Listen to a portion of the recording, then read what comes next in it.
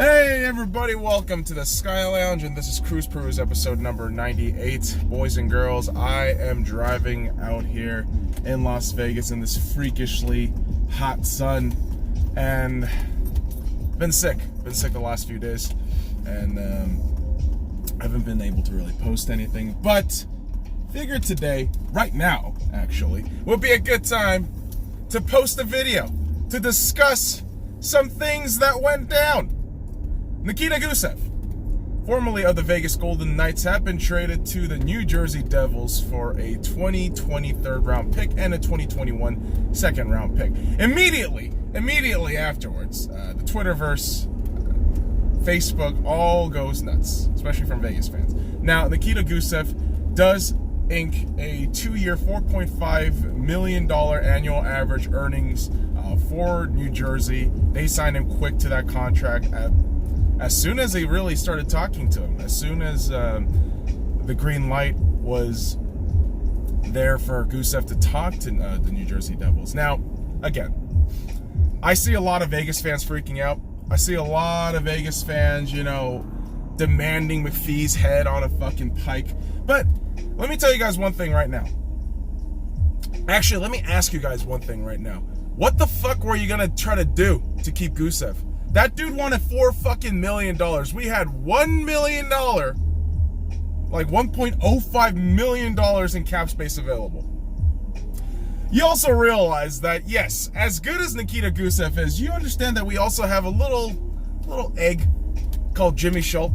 Now, I don't understand his contract situation all too well. I understand that he was, yes, signed to an entry-level contract in April. I don't know if that extends to April 2020, but the reality is, eventually we're going to have to extend this kid, right?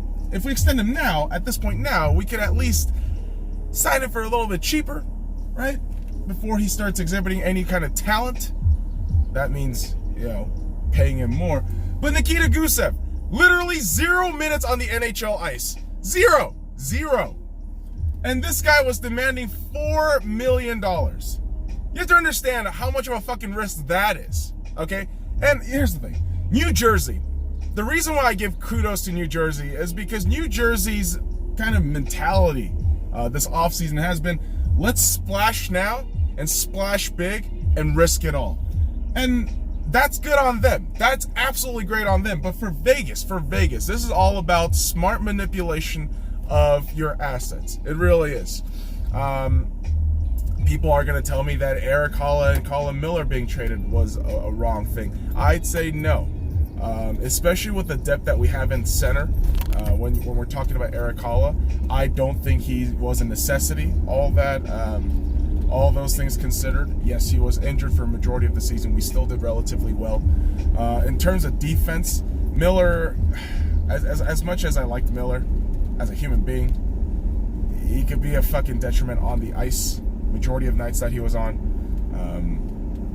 And the reality of how much I bitched about Nick Holden, you're not really going to be able to move that contract. No one's going to want that shit. $2.2 million for a defenseman in his early 30s, still have a year left on his contract. That shit's going to fall off. And, the Ryan Reeves contracts get brought up. That was a 2-year, $2.275 million annual average contract. What the fuck are we complaining about here? What we should be kind of complaining about, maybe, Pacioretty, maybe. But at the end of the day, the deal's done. The deal is done, okay? And people saying right now McPhee is very short-sighted. He doesn't understand what the hell he's doing. Gusev is going to be a guaranteed stud. Like, no, how do you know that? How do you know that?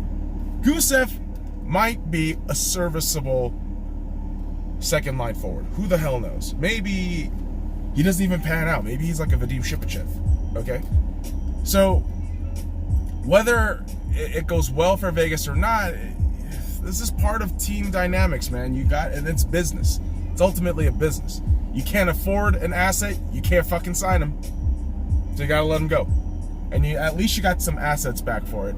And the one thing that people aren't talking about enough with Vegas is the fact that we got a shit ton of draft picks. The next 2 years, despite the fact that there are 7 rounds. I believe Vegas has 8 or 9 in the 2020 draft and the 2021 draft, somewhere around like 7 or 9. Same kind of deal. So with all that and the scouting department that we got in Vegas, what are we really complaining about? I know the emotional response from all of this is rage. It's bitterness because it's another player with potential. Quote me on that. Their potential that we're getting rid of. But again, potential is the key word here. My buddy and I, who is an avid hockey fan, got me really into hockey, more or less. We've talked about this. Potential's great. Potential's all great. But at the end of the day, potential is a big what if. Like, you'll never know, right?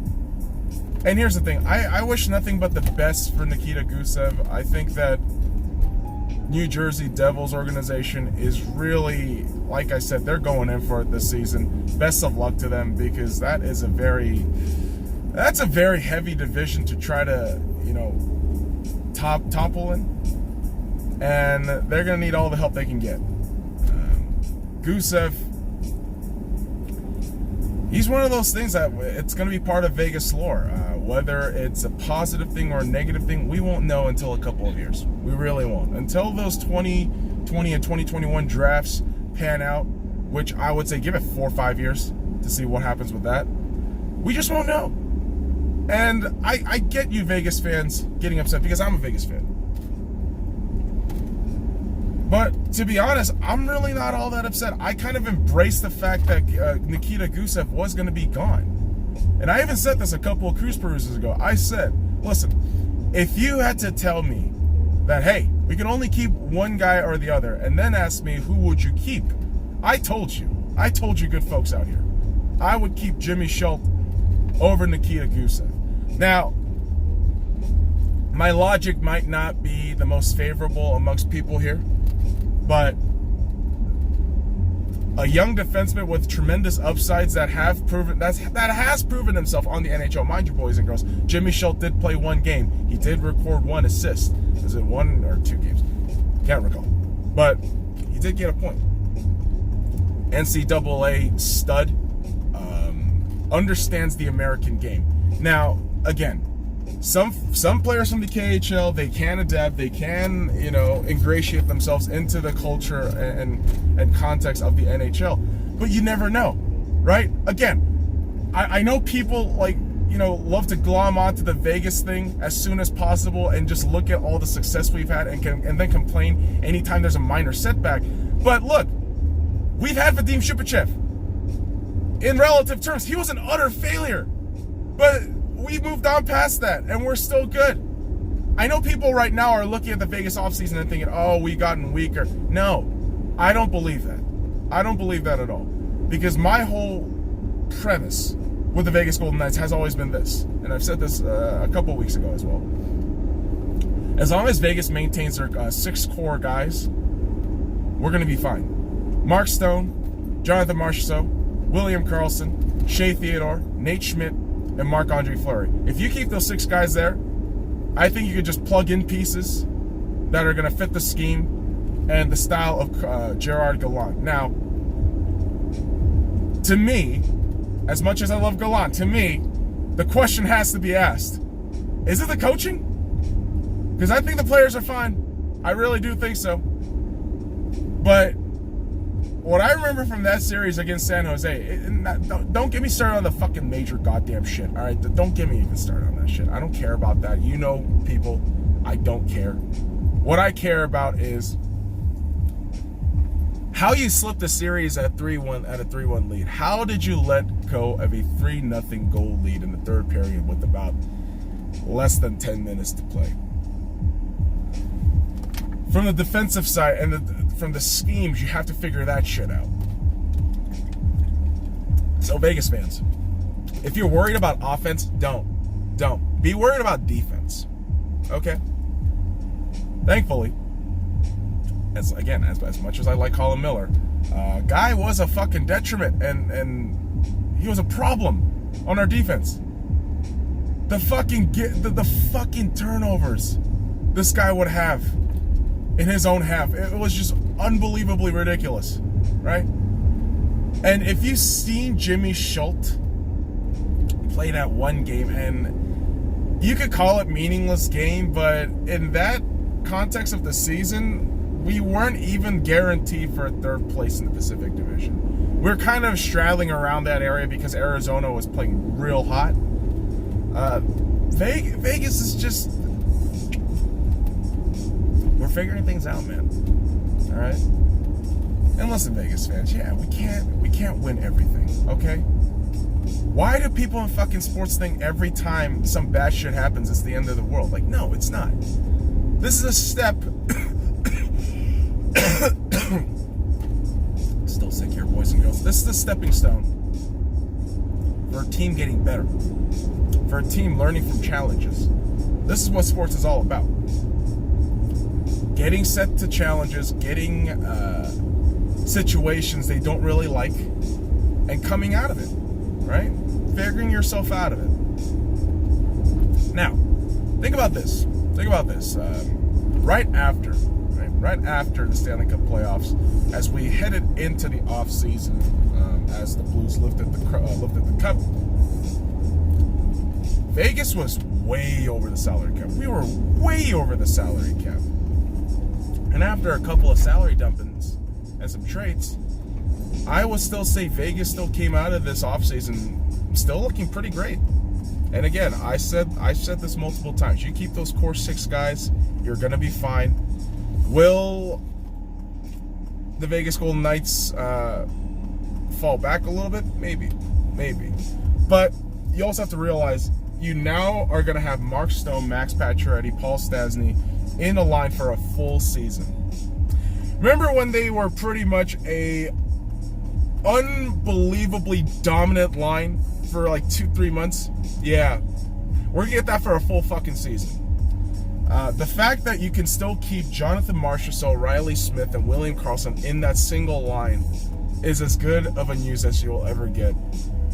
The fact that you still get to keep Cody Eakin, a really good depth forward player, and a couple of other cats in the lineup too, William Carrier, Ryan Reeves, Tomasz Nosek, Brandon Peary, and you had the added addition of potentially putting in Cody Glass. Boys and girls, you know, you might talk about Vegas getting weaker on the offensive side of the glass, but listen, I'm looking at the squad and thinking, wow, this is still pretty damn good, pretty damn solid. And yes, this Gusev trade is going to get talked about nonstop. It's going to get fucking bullshit rants by guys like me, guys and gals who, yeah, they might be a little pissed off at this trade, right? I know Sinbin Vegas is going to ape shit. I still haven't checked out VGK coverage, which I will do here very shortly when I get the time. Still haven't checked out the hockey guy. I just wanted to make my own kind of thing because I know people are going to go crazy. I know people are just non-stop going to bitch and moan. But this is business. In a salary cap sport, this is part of the business. When your salary cap goes down by a projected nearly $2 million, you have obstacles that you have to face, and this is one of them. You got to let go of players that you see potential in, but unfortunately can't keep. It happens. Why to New Jersey? Because New Jersey was fucking terrible for a season last season, and they were playing most of their goddamn AHL guys. And because of that, it can afford them the opportunity to splash on certain players and even make that trade for PK Subban. So, boys and girls, I have said this multiple times on this recording at this point. Don't freak out, okay? Don't freak out. Vegas is going to be fine. For you Vegas haters out there, yeah, watch us teabag your fucking team next season. Go fuck yourselves. Now, kids, I know you want to keep looking at this disgusting face, I know, but I gotta go. So, follow me at the Sky Lounge and all the links in the description below. Like, comment, subscribe for more daily contents. Now, fuck off.